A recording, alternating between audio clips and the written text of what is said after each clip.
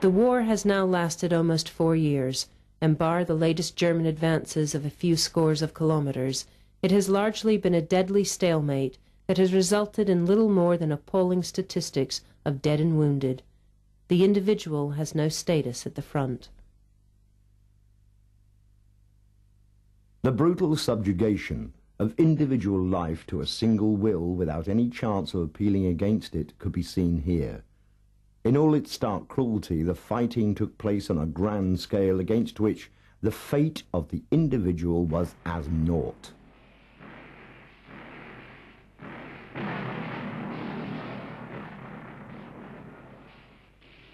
The current German successes do not fundamentally change General Pershing's attitude as to how and when American troops can be deployed.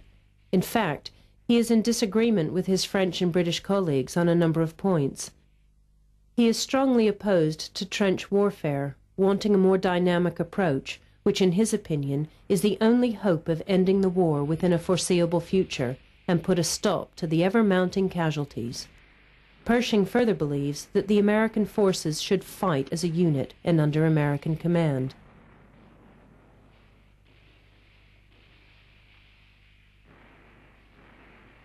As a consequence, the American commander still refuses to let any of his troops into combat until he feels reassured that they are ready.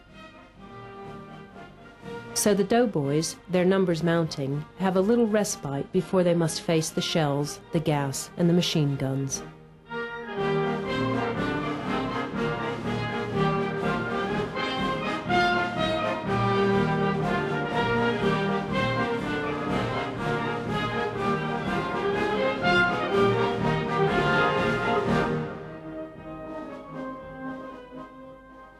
But the honeymoon is now soon to be over for the young Americans in Europe.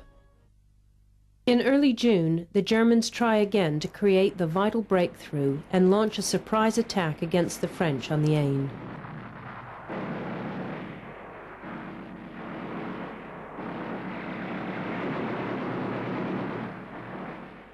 Again, the Germans meet with some initial success. Their main force drives a salient 65 kilometers deep into the French positions and reaches a position on the Marne River only 60 kilometers from Paris itself. On the face of it, it looks like the Kaiser will have his wish and visit Paris.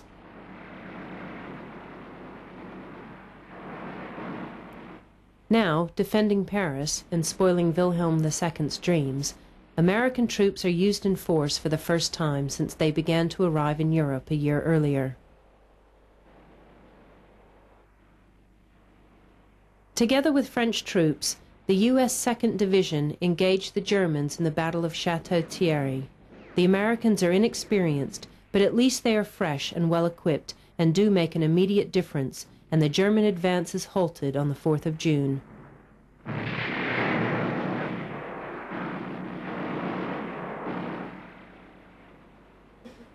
Though the Battle of Château-Thierry is largely successful for the Allies, it proves to be a hard awakening for the American recruits as casualties mount around them and funerals become more common than weekend leave. The majority of dead are buried in France and only a few sent back home.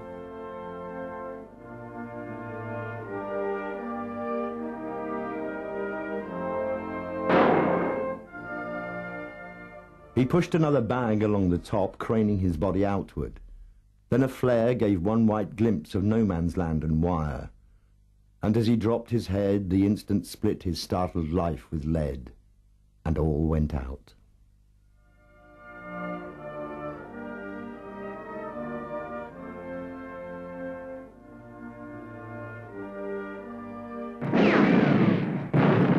Though the Germans' offensive has been stopped at Château-Thierry, they do make further territorial gains in June and July. In the Second Battle of the Marne, they managed to cross the river, but are again halted by a combination of French and American troops.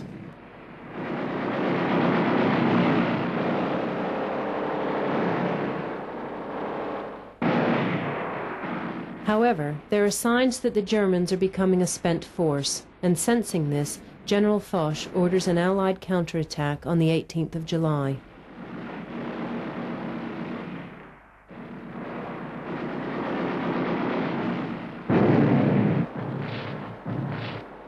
The attack drives the Germans back over the Marne River, and the initiative has passed to the Allies on the Western Front, where it will remain through to the end of the war. And the Kaiser will never visit Paris, and eventually leaves the front.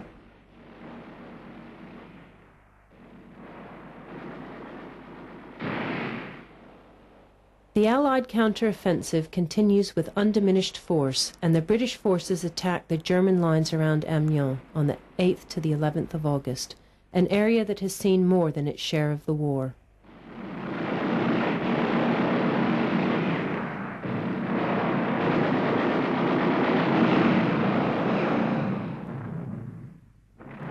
Though it can't be described as an absolute rout, this is undoubtedly the beginning of the end for the Germans. During the last week of August and the first 3 days of September, French and British forces win the Second Battle of the Somme and the Fifth Battle of Arras, and drive the Germans back behind the Hindenburg Line.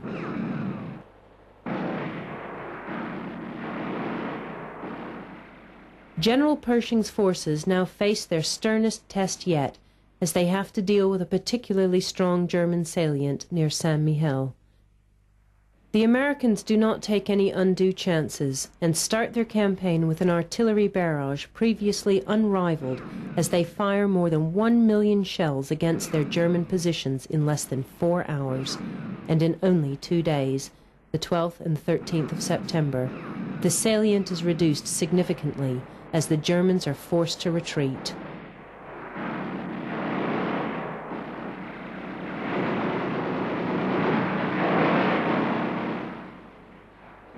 The Americans take more than 14,000 prisoners, utterly defeated and weary veterans, and a few survivors of almost 4 years of combat duty.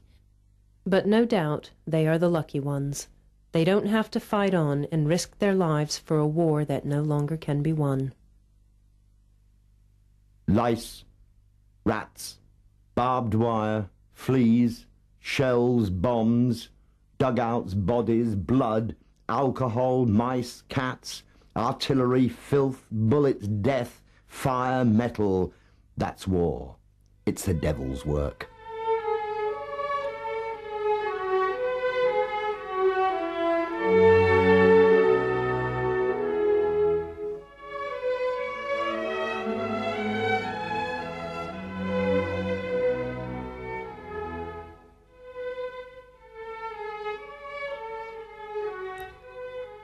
The battle at Saint-Mihiel blooded many a young American recruit, and the nation bestows the appropriate honors.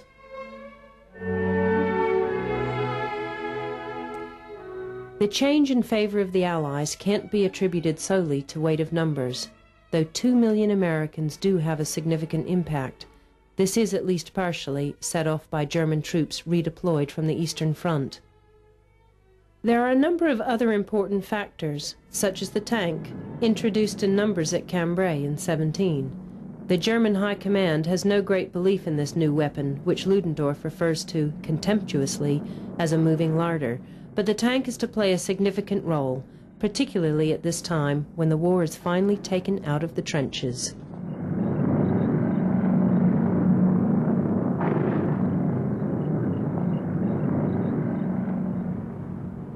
The use of air power has been largely limited to reconnaissance, tactical bombing, and dogfights, but now a new element is introduced by the Americans: strategical bombing.